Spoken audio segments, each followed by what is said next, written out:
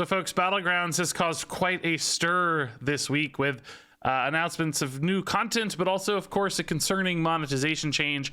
I covered that in great detail in my previous video, which is linked down in the description below. But I also wanted to spotlight this new content. It actually looks like a lot of fun stuff is coming to Battlegrounds, and unfortunately, it's been overshadowed by, of course, the concerning monetization side of the announcement. So completely reasonable for people to focus on that one, myself included. I wanted to talk about that first, but still, I thought this new system was worth spotlighting because I think this quest system looks really, really cool and might change the way Battlegrounds feels every single game. It's going to give you a lot of unique new experiences all the time. So quick recap on how this works before getting into the cards that have been revealed themselves.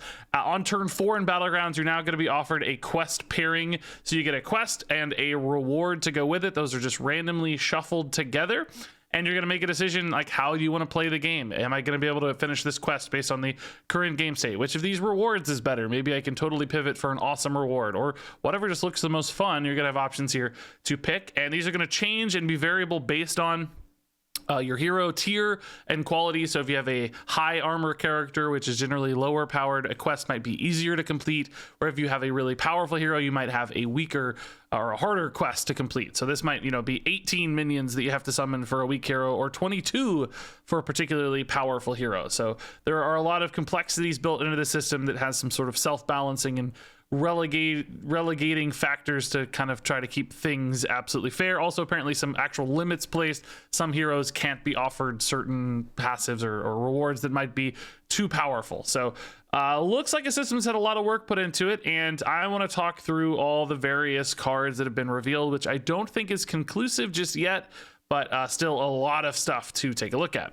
Now, that said, as we get into these, I just want to offer some context. I have not been playing Battlegrounds this most recent season. Typically, I'm like an 8 to 9K MMR player. As you probably know, I'm not a Battlegrounds first kind of guy. I would just play it off stream in the background, but I have been playing it even less since I've gotten access to Marvel Snap. That's been my off-stream game. So this is definitely going to be more of a, hey, let's look at the shiny new stuff and talk about how cool it looks, as opposed to an in-depth analysis. If you're looking for a really in-depth, strategic breakdown of these cards, I am not the person to go to. If you're just looking to see the cool new stuff and see what might be fun, this might serve you well. I should also note these quests themselves are pretty straightforward. There's not a ton to talk about here, so we're going to run through these really quickly before spending a little more time on the rewards and new cards. Witness protection is going to require you to have taunt minions attacked. I think this art is hilarious, by the way. This little guy is about to get absolutely screwed, it looks like.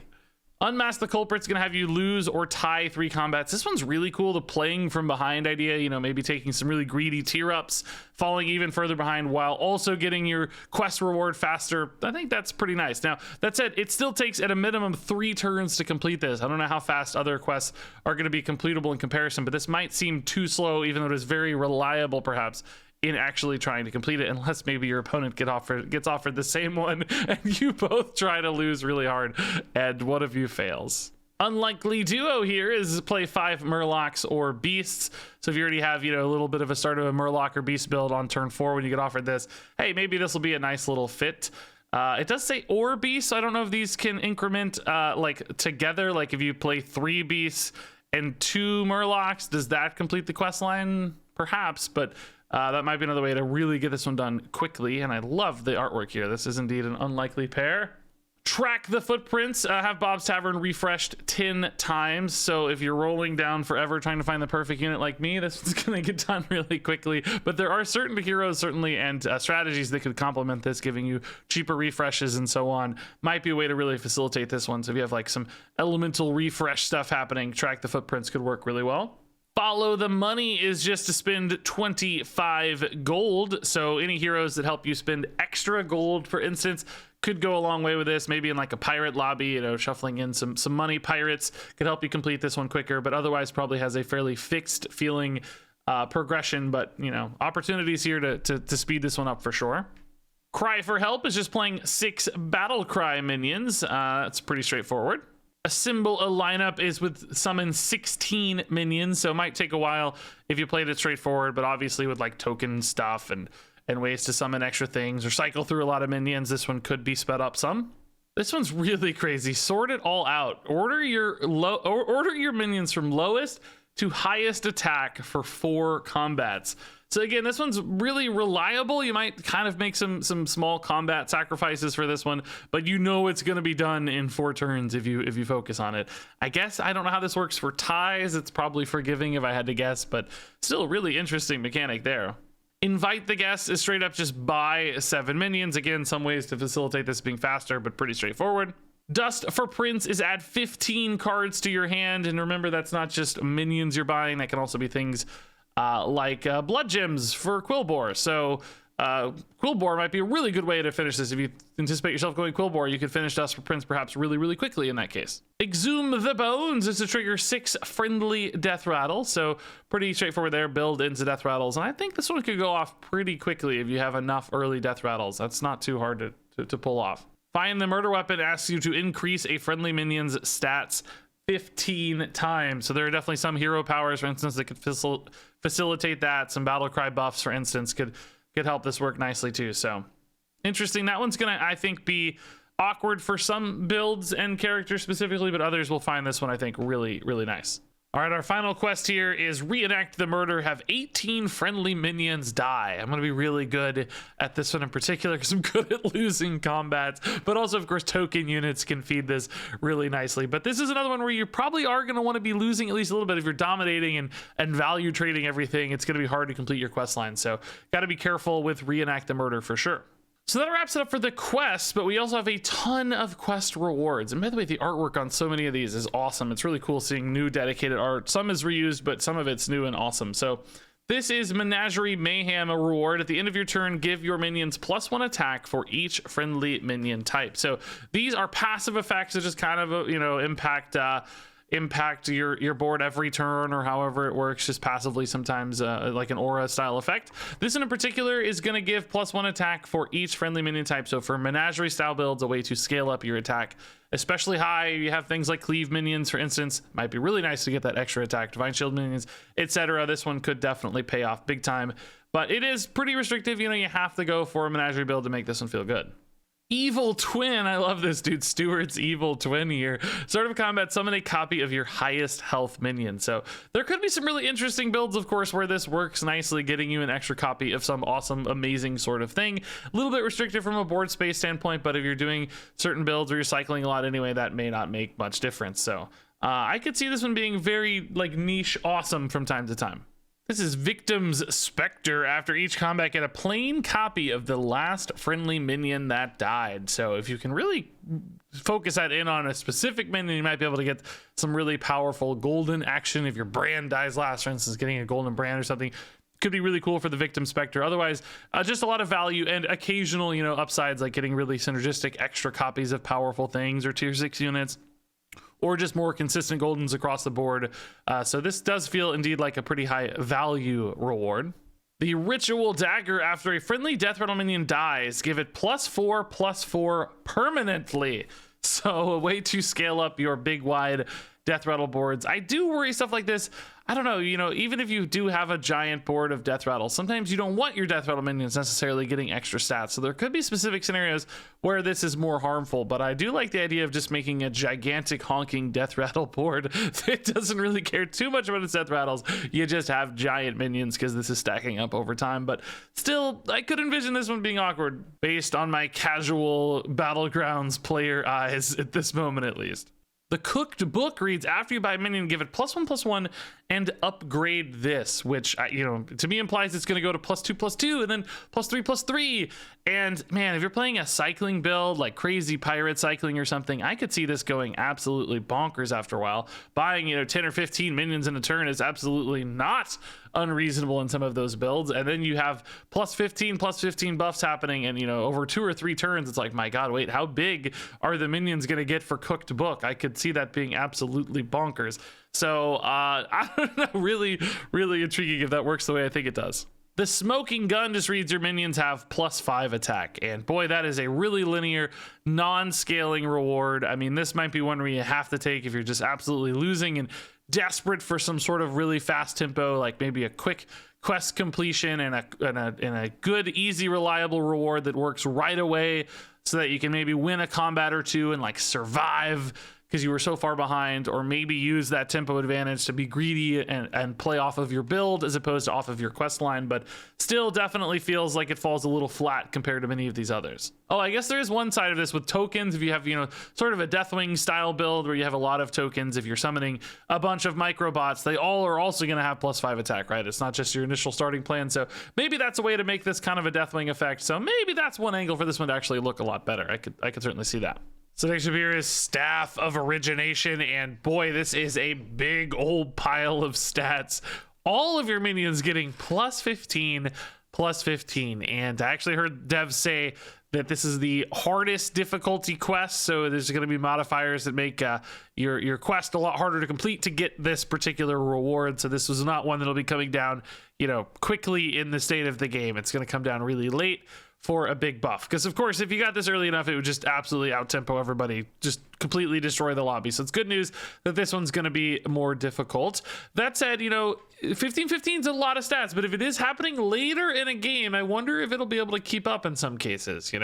By the time this comes up, you might be more into the keyword phase of Battlegrounds, where it's all about those divine shields and poisonous minions, and raw stat scaling might not be enough. And there are certainly builds that can give more than 15-15 across the board in some cases. So I wonder if this will do enough, if there's that kind of right tipping point where it's either too strong or not strong enough. But very curious to see this one, because that is definitely a monster buff across the entire board. So next up here is another hidden body. This one allows you to discover a minion of your tavern tier and can be earned endlessly. So the way I'm interpreting that is that if you have, a quest that's perhaps maybe a little on the easier side to complete, or something that's at least reliable to complete, you can get this multiple times. So push up to tier 6 and get some tier 6 discovers off hidden body, maybe turn after turn or every other turn or something, to add, of course, a lot of value and potentially build defining cards to your plan. This one's cool. Anima Bribe. After you sell a minion, give its stats to a minion in Bob's Taverns. This is kind of like crazy Daryl hats, but like allowing you to stack up some absolutely absurd stats perhaps on key units in the shop. I could see this being really good in skilled players' hands, just manipulating stats in very compelling ways and trading up into higher quality units. I think this is definitely one to keep an eye on, but one that will definitely be something that I screw up when I try to play it well.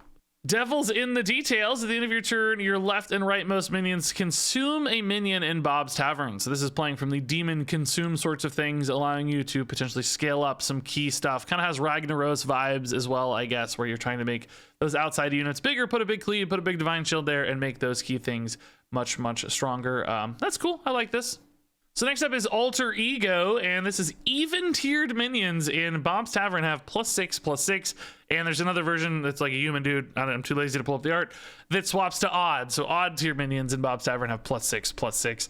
And that's cool. Like, that's a big buff on shop units. That said, I still do worry about scaling on this one a little bit. Sometimes this might be really awkward to use or not line up especially well. I have a feeling this one's going to feel clunkier than good, and I'm not sure the buffs are big enough necessarily to make up for that clunkiness. But again, don't listen to my assessments here.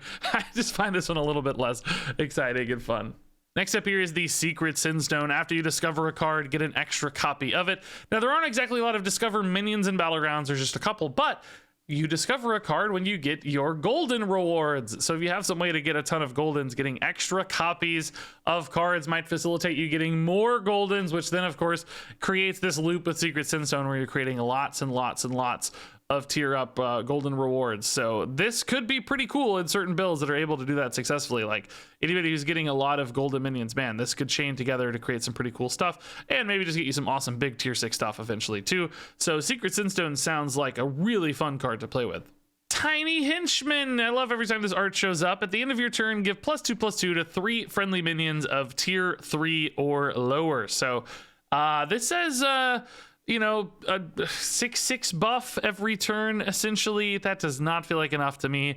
I am sure there are some builds where people want to stay low tier and do crazy stuff, and this is just a little bit of an extra bonus there, but I don't think this one's going to be used all that often or too much. Again, might be nice for like a mid-game tempo boost just to kind of keep you alive or keep you in a lobby as necessary, but you're going to be deciding on this before perhaps that is a super obvious decision to make. So I don't know. I think this one sounds a little bit awkward and low-powered to me. Red Hand reads, at the start of your turn, give a minion in your hand +12/+12. So pretty big buff every turn if you're able to keep something in hand. Some decks are okay with keeping things in hand, or some builds are okay with keeping things in hand. Others might find this a little bit more awkward and might feel like they're sacrificing tempo for this upside, and I don't know how often that's going to be worth it, keeping like a key cleave minion in hand for a turn to get it a buff. But then again, how long are you going to keep it in hand before you have to commit to playing it? How good is this buff going to be, you know, like stacking on one thing versus dissipating over multiple units? Those are going to be some big questions for this one, but I'm not sure the stats are quite big enough for the red hand to feel super good in many builds. This one's cool. The Mirror Shield. After each refresh, give a minion in Bob's Tavern +4/+4 and Divine Shield. I think that Divine Shield is particularly spicy. The problem is you can't really target what's gonna be hit. You just kind of have to maybe get lucky on this one, making sure you give Divine Shield to a key unit. And the +4/+4 is a fine little bonus, but I think the Divine Shield is really what you're gonna care about here, trying to hit something that's gonna be able to utilize that Divine Shield in a really compelling way. If you're a Murloc build, just giving Murlocs Divine Shield so that they have poisonous for later. Those sorts of things could be really powerful use case for Mirror Shield for sure, but it is going to rely a little bit on randomness, so you might need a lot of refreshes to really make sure you're hitting key things. Yogg-tastic Tasties at the start of your turn. Spin the wheel of Yogg-Saron, and we've already seen this with the buddy spinning the wheel of Yogg-Saron. Can be a pretty powerful thing to do in Battlegrounds, as I recall, so every turn this is going to add a lot of chaos. This looks really, really fun to play. I am absolutely excited to give this one a shot. As far as power level, I honestly have no idea how good or consistent this is going to be. Might be really hard to play around and predict, so that might be bad, but ultimately maybe the power output's high enough here. I just really don't know. Pilfered Lamps is pretty cool. You only need 2 copies of a minion to make it golden. That sounds really fun. I really like strategies like this a lot. I'm going to get some awesome golden minions here off the Pilfered Lamps. This is one of those that might have trouble keeping up with some of the higher tempo quests. There's probably going to be this like value versus tempo meta among quests, but nonetheless, you could snowball off this pretty quickly when you get a key golden or 2. That could be really fun. I'll have the Reno references here as well. Wondrous Wisdom Ball occasionally gives helpful refreshes. First off, love this. The Wisdom Ball is back. As for what a helpful refresh means, I don't know. Maybe it gives you like a minion that you need for a triple, right? Maybe it just gives you something that's like a higher tier refresh. I have not seen or heard examples yet for this one, but absolutely sounds like another super fun, super chaotic quest reward, which these are the things I'm probably going to aim for sure. All right, so next up here is Theotar's Parasol. At the end of your turn, give your rightmost minion stealth until next turn and +8 health. Well, what does stealth in Battlegrounds mean? Boom, we got an answer. We got an answer for this. How does stealth minions work? Stealth minions can't be attacked until they attack, but they can still deal damage like Soul Juggler and can take damage from Kaboombot. Also, Zap can attack a stealth minion if it has the lowest attack, but still pretty useful there if you want to hide some key unit like a Juggler or a Rivendare or whatever it is. Parasol could really help a build in that case. Might still be too sneaky, and sometimes I think just like things that do raw powerful effects are better than sneaky effects, but still pretty intriguing idea. Next up is the Friends Along the Way. At the start of your turn, get 2 random Naga. So fueling some spellcraft plays here. Just get a Naga, play it, get some gold, get a spellcraft occasionally, and maybe play into your Naga stuff really nicely here with Friends Along the Way. I love that there is a reindeer of sorts there, it looks like, who's got his fist in the Friends Along the Way as well. What if this art comes from like Descent of Dragons or something before? I don't remember it, but still really fun. The Teal Tiger Sapphire gives minions in Bob's Tavern +1/+1 for each time it was refreshed this turn. Man, the shenanigans here seem completely bonkers for any sort of refresh cycling build. You could see some crazy things here with like elementals in particular, gaining stats from your light spawns and then gaining stats from a bunch of refreshes as well. Like that could be a really, really fun build for sure. Stolen Gold, read start a combat, make your left and rightmost minions golden. So a lot of times you might want golden minions for, you know, shop phase, things like your brand to do some crazy pop-offs. But still, there are, of course, valuable ways to turn things golden in combat as well. Some things turn other things golden, for instance, or turn more Murlocs poisonous, for instance, as a couple things that come to mind. But even just great effects being golden is still really, really useful for this one. So again, could be high tempo, could actually be a value in certain cases, but you can certainly target key minions to benefit here from the golden aspect. And then finally, we have Snicker Snacks. This art is amazing. This one reads, at the end of your turn, 2 friendly minions trigger their battle cries. So having a couple really key, powerful battle cries could be one way to enable Snicker Snacks, or just getting some free buffs every turn too could add up as well over time. But I like the idea of really interesting battle cries getting triggered over and over again, maybe for some crazy scaling potential. Sounds very fun for Snicker Snacks. And there you go. That wraps it up for quest rewards and quest lines. I think I'm going to save minions and new heroes for tomorrow. I think there might be new minions in the patch notes. We saw a couple already. I have a feeling there's going to be more. I don't know about new heroes. We might have seen all those, but stay tuned for some patch notes for additional Battlegrounds stuff and more tomorrow. And then any additional content for Battlegrounds, I'll cover in a future review as well. But this was a good recap of quests and quest rewards. What do you guys think? What's going to be the most fun? What's going to be the most powerful? I'm certainly looking for additional insights myself as someone who hasn't been playing a lot of Battlegrounds lately. Please share your thoughts down in the comments below. Of course, please feel free to complain more about Battlegrounds monetization as well. I think that is absolutely worthwhile endeavor, and I will be there to be sad right alongside you. So I will not be mad if you still want to complain and be mad about Battlegrounds. I totally get it. That said, thanks much as always for watching. Stay tuned for more in the near future, and until next time, game on. Step aside.